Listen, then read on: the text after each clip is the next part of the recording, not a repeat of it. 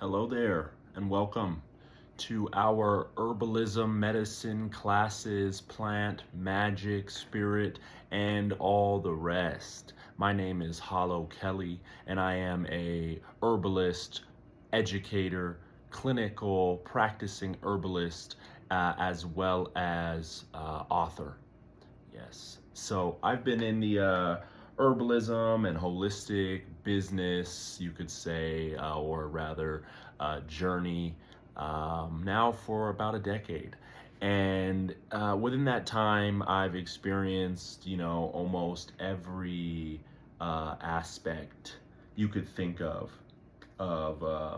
starting out as an herbalist and working as an herbalist. There's definitely a lot to it. But I'll tell you a little bit about my journey that's got me to this point. So, you can understand my perspective. You can understand my perspective as a teacher and, my love for this path and this road that is herbal medicine. So if you are interested in herbal medicine and that's why you're here, I'm sure you'll just continue to be more and more interested. And if you're already a student and lover of all things plant and herbal, then this will definitely help to grow and develop whatever skills you do have, whether just joining or an advanced herbalist. I'm sure you'll find a lot of use from the things that I share now and to come. Many, many great herbal insights. Currently, I teach at the Denver Botanic Gardens, which is a joyous thing. And, I've worked at many apothecaries before that. So let's dive into my story a little bit as Hollow and what, what my path has been up until now. It's been a vivid one. So it all started, I'm from the Caribbean roots, Caribbean family, St. Kitts and St. Thomas, and kind of growing up in a Rastafari household, good eating, good lifestyle, was always kind of ingrained into my household culture in a special way. My mom, she was always gardening, and we always, she cooked 3 times a day, or, we had 3 meals a day growing up. And, that kind of, lifestyle definitely set me in a way on that trajectory to be somebody that works in the land as well. And then my dad, he was always big on, the outdoors, loves mountain biking, loves all that recreational kind of stuff, hiking, those kind of things. So he would always take me and my brother and my mom out to, some beautiful part of nature, and we'd go on little road trips and things like that. And my mom would always want me to catch the little animal. Okay, it's a snake, it's a little toad, it's this or that, and because she grew up in the Caribbean, really. So that's always something that she kind of grew up doing and seeing her brothers do was, catch whatever little critter, very country. So I kind of had that country influence from the Caribbean and more of like a stateside or Denver, Colorado mountain vibe, right? So, kind of having that love for camping developed at a young age. As I kind of got a little older, say into high school, my later years of high school, I started going on backpacking trips and camping trips. And one backpacking trip that I went on was a month long. And if you never heard of backpacking or been backpacking, it's, quite literally packing up. It's like camping, but you carry everything on your back. So rather than car camping where all your stuff is in your car, your RV, when you backpack, you walk the trail with all your stuff, and you depending on how you're doing it, you might sleep in a new place every night. So you're kind of traveling while you camp. So beautiful and big fun, definitely. So that was one of my favorite things, and that month-long trip was definitely life-changing. life changing. It's when I first started journaling. It's when, my path as an herbalist started. And while we were out there, one of the instructors kind of just shared a couple of plants that were like edible plants, not really, but like, hey, you could eat this flower, and it's not, you can chew on it, you can taste it. It's not something that you could even live on, or really, it was called a bluebell, which, it's like comfrey. It's like a comfrey flower. And it's not really a wild food or anything like that, but it's something that's not toxic and has some vitamins and whatnot in it. Um, so he kind of talked about that, and that was kind of the first time I had ever really thought, I guess, about wild growing food. So, after that trip, I kind of got into the wild growing foods, right? Foraging is what it's called, foraging. If you've never heard of it, foraging is going out into nature, going on a trail, backpacking, what have you, or even in your local community if your environment's clean enough, and picking plants, right? Harvesting plants from the world around you. Foraging can be for, say you apples, wild fruits, and roots, and anything, herbal medicine. All of this is foraging in a way. So when you think of hunter-gatherer, there's hunters and then there's foragers, basically, right? You're basically gathering. So I got really into that, and I had a mentor, an instructor who was amazing, and really it was a part of her life in a meaningful way. And senior year of high school, we all did a senior project, and mine was a cookbook of wild plants and so on and so forth, where I made recipes with different foraged goods. And that was my first introduction into the work of being an herbalist. But at that point, still, even once I graduated high school, I didn't have any idea. I hadn't even thought of an herbalist or looked into it. It wasn't till a friend of my mom's actually sent her, some ideas of different herbalist schools, because she could kind of see this. And my mom shared it with me, and I barely kind of went through the stack. I saw one, I think it may have been the second one down, maybe the first of the stack, and it was this school at the time, the Colorado School of Clinical Herbalism. And I saw it, and I was like, oh yeah, this is it. So we went and we checked it out, did a little shadow, and maybe in 2 months from then, I had started going to the program. Before this, I had no idea. I hadn't even thought about an herbalist. I don't know how many times I had heard that, but it was something I'd probably heard at least a couple times in my life, I imagine. Um, as spontaneous as it seems, even now thinking about it, right? You can kind of hear in my story, it's a very aligned path from kind of the roots that I came from, truly. Someone could have predicted it before, it happened, really, right? They could have predicted it probably 10 years prior that I would end up becoming an herbalist, right? Graduating high school, I wasn't really into going to college and all that good stuff. And I live in Denver and had started partaking in the good herb, the cannabis, and it's interesting that actually was a part of me finding the overall idea of herbal medicine as well. Was the idea in my family, I told you about the Rastafari culture, that herb is medicine, and we don't see it as this Schedule 1 drug, but truly, and as it's been proven now, it's a medicine. And that is something that Rasta people had made sure happened. And I think they don't get enough, that culture, that spiritual movement doesn't get enough props for what they did for the culture, what it has done for the culture, of the whole United States, if not the whole world, right? So yeah, that medicine, cannabis, definitely kind of exposed me to thinking that was different than the all white charter school that I kind of went to, or that I went to. So that started my herbal path. And from there, after going to the Colorado School of Clinical Herbalism, finishing that program, going through the whole certificate and getting the master's in herbalism, that was the first thing I did. So I was the youngest in the class, pretty much the only male. Maybe there was one other, depending on the year, and also, of course, the only really brown person. Maybe again there was another, black person or another brown person or what have you.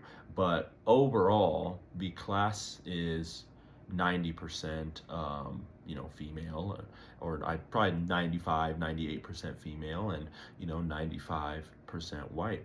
And same with the instructors, right? And that's mainly, I'm in Denver, Colorado, of course, but and the school is in Boulder, right? But this isn't just a theme of here. This can be a larger, theme as well, of course. So it was an interesting journey for me, especially at this time in my life. I was very, I was 18 or so, and that culture, that Rastafari influence, Pan-Africanism, all of that was sort of taking root in my mind more now that I was, of age to truly conceptualize it all. So I was definitely, excuse me, so I was definitely aware of that fact, right? That, in a lot of ways, I had a different culture, background, and, ultimately reason for being there in the class, right? When folks are 30, 40, 50, and 60 coming to this class, and, myself, I'm under 20, that's a very different context to be approaching herbal medicine. A lot of folks, they'll have, whatever career first, establish themselves, and then go into the field of herbal medicine because, knowing that this isn't necessarily going to be a field that they're going to build their life on, right? It's more of, say, an extra hobby or something to do with extra time. So it is very different for me, even from the start. As an herbalist, I was always kind of, I guess, working and dealing with it as what my life's purpose would be. Something that was going to be a part of my whole life. Part of my legacy, part of my journey, and truly, for the last decade, I've only become more confirmed in that fact that it is a part of me, right? And I think for many of you, whether you've discovered that now, later, or already, um, you know, being an herbalist, being someone that supports others' health, if you want to call that a healer, um, you know, that's a certain soul work. I would say it's something that is very spiritual, and I always remind folks that I work with, my clients, as well as people that are interested in following that path. I truly believe it is a very spiritual job. Right? It's not as simple as, say, going to your allopathic doctor's school, your medical school, and getting that degree. And of course, a lot of those people take that very seriously. But it truly is, I would say, for myself, an embodiment, right? Every day, trying to get closer to that essence of the ancient. So in my opinion, the best herbalist that you'll meet will have that essence of the ancient to them. As even in ancient societies, healers and medicine practitioners, shamans, whatever you'd like to call them, the many names that they've gone by throughout time and space, excuse me, these folks have always maintained a special office in society. It often overlaps with the mystic, as medicine is the mystic. Nowadays, we try to scientificify, made a new word. We're gonna, and not think of health, illness, medicine as a mystery, but as something that we totally understand. And I think that this is actually one of the biggest mistakes that modern medicine has made is because when we do this, right, when we totally make something 100% logic based, what we've actually done is kill the soul of it. We've robbed it of the spirit. And unfortunately for the clients, for the patients of doctors, right? There a lot of times, and I hear this from firsthand experiences from many of the folks that I work with, there isn't that emotional or spiritual connection. They don't feel held or comforted in that way. And that is one of the biggest parts of healing. There are many scientific studies, right? Uh, Science-based studies that prove that community, positive thinking, joy, happiness, these are some of the biggest medicines in life, right? Long before we come to the herbal pharmacy, long before we even consult our different plants and our different materia medica, right?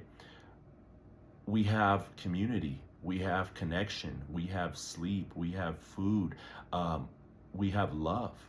And that nourishment, that spiritual nourishment of purpose, divine connection, and spirituality, that connection to source, is actually one of the most important medicines for people, which is why medicine practitioners, which is why shamans, which is why the healers the world over, they weren't just, you know, herbalists, right?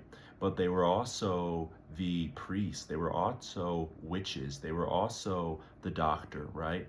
They maintain a this spiritual matrix of the community, right? They're essential. And even in, you know, closer to modern times, right? In early Europe, 1400s, times like that, the monks become the healers and the medicine practitioners. Those, although there is that mighty oppressive church, which has, you know, in a lot of ways devastated the healers of the world, right? Because these healers are spiritual in nature, and their ability to be one with source and represent themselves and their highest spiritual character is essential to them. So organized religion, oppressive religion is a better word for it, really devastated many healers and spiritual people, which you can think about as the folks, the essence that maintains our tribe's matrix, right? It maintains the aura of the tribe, right? That's why these folks have a special office. They're not the king, they're not the emperor, they're not, you know, necessarily the figurehead of the, or the organizer or the businessman of the community. However, they have an important role in kind of being outside of the community, helping the community connect with something that is beyond human, right? They are that transmitter, that conduit, that bridge, that gate, that guide that brings members of the community that, you know, might have a more mundane role into this specific place. So their role as the healer, as the shaman, as the medicine practitioner, right, as the voodoo man, as the abia woman, right, all of these names, their role, right, is really to maintain connection with the unseen, right? As healing, medicine, magic, psychology, the inner working of the human being and the outer working around us are interconnected, yet all of it is a mystery. All of it. So to pull the mystery out of it, dissect it, cut it open, and try to remove the spirit from it all, right, actually makes it less realistic. It makes it less factual. It makes it less on target, right? Because truthfully, historically, humans didn't survive all this time, right? Our ancestors didn't make it to this time that we're in now with medicine that didn't have spirit and soul associated with it. Yet now, in a time where we're in the modern medicine, right, which is really just the last 100, 200 years, right? We already see it kind of devastating people's lives, which is why I like to think of, as an herbalist, the time that we're in right now is the great medicine reformation. As an herbal educator, as an herbalist that works clinically with many individuals, this is a time when many people are returning to these old ways because it's becoming very obvious and very evident, right, that the allopathic modern medicine, the modern pharmacology, right, the modern prescriptionized capitalistic medicine system isn't working for folks. And it's just that simple. And the reason why it's not working for folks is because it's not designed to. It's pretty clear. And we can see that now. There's a case happening actually right now with, the whole COVID situation. I'm not giving any opinions about that. However, a lot of that is coming up right now. The reality of the medical system that is actually just putting folks in debt, causing a lot more stress, causing trauma. And, these are folks that are sworn to the Hippocratic Oath. Unfortunately, the Hippocratic Oath, it sounds hypocritical, right? But it's named after Hippocrates. And, Hippocrates, who, in the West, is called the father of modern medicine. He lived in, I think, around 300 BC. Don't quote me there, but he lived around that time. He definitely lived, I believe, before Christ. Was said to live, and he wrote down a lot of medicine practices. In fact, this is a book of Hippocrates here, and in that book, he describes his oath, of course, along with many other things. But he describes his oath, and the oath of Hippocrates is that we will do no harm. Right? That is the number one takeaway from the Hippocratic Oath, is that it is, as medicine practitioners, we do no harm. Now, the interesting thing to remember about Hippocrates, the Hippocratic Oath, and all of these, the patriarchs, you could say, right, of medicine, right? Hippocrates is a patriarch of modern medicine. And the interesting thing about that idea is that when you think about Hippocrates, right, Plato, any of these European philosophers, or you could think of, medicine practitioners from all over the world. There are many throughout our history. They all worked with plants. Hippocrates wasn't working with aspirin. He wasn't working with NSAIDs. He wasn't working with antipsychotics. They didn't exist. They didn't exist. Hippocrates was working with plants. So when we talk about medicine, right, we think of herbal medicine, right? You see all my herbal medicine books. I have even more than this, but I scatter them around, right? But when we think about herbal medicine, we often call it alternative medicine, right? It is different somehow. It's the alternative to medicine. However, herbal medicine, holistic medicine, alternative medicine are really, and have always really been, the first medicines. I mean, let me take that back. The only medicine. In fact, to call them alternative medicine and something else medicine, legit medicine or whatever you would call it, it's absolutely wrong.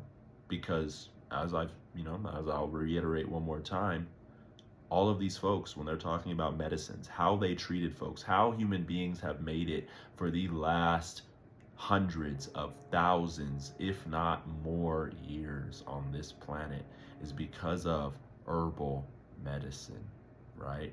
The medicine, the plants that we evolved and coincide with. So herbalism is really a gift that just keeps giving. It's a piece of humanity that without, we're not going to make it much longer. In fact, if you don't know about it, it's very difficult to live a healthy, happy life without herbal medicine. In fact, I would even say it's probably impossible. It's that important, which is why every family needs an herbalist, every single one. Um, in fact, there should be so many herbalists in the world, there is no apothecary, right? There is no career, there is no path, right? Because there are so many herbalists in everyone's family that it is very rare that someone needs to seek out another herbalist. In fact, in a perfect world, everyone's diet, everyone's life out, there's so many herbalists, there's so much happening in the community, there's so much support that it becomes extremely rare that folks even have to, seek out a place like a hospital for care. Of course, that'll always be necessary just because, life is life. But you see my point. Herbal medicine is that important, and it will only become more important as we go forward into the future, into a time where we become further and further disconnected from nature, right? So these are some basic ideas, you could say, some background theology for your mind of why herbal medicine is the bee's knees. It's also the bee's needs, and you know how important we are. The bees are to us. In fact, we need the bees, and the bees need the plants, and all the plants have flowers, and they truly are the medicine of the earth.